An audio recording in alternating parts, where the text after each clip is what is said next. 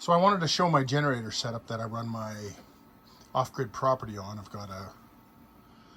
got solar, of course, but I've also got a 32-foot Jayco travel trailer with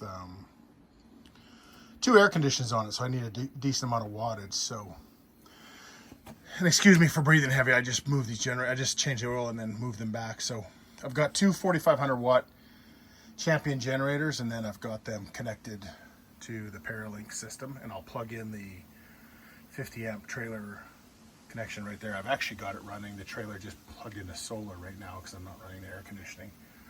But I also just want to show that I use this, I think it's a Terra fluid or Terra pump, to automatically fill up the gas tanks. It'll turn off as soon as they get to full and whatnot. And then another trick that I wanted to show you is I've got to take these out of here. If you see here, I've got it covered, and to change the oil I need to take them out of there. So I made just a couple of made this into basically a pigtail where I can unplug these obviously unplugged, but these are grounded with a, sorry, this is on here tight, which is good, grounded with a screw. So that's why I made the quick connect, so I don't have to unscrew them each time. So I've got that on both sides. So, and you may say, well, why don't you just get an 8,500, 9,000 watt Champion generator instead of the 2? Well, number one, if I'm not running air conditioning at all, for the most part, I only need to run 1 generator, so it's just cheaper, uses less gas.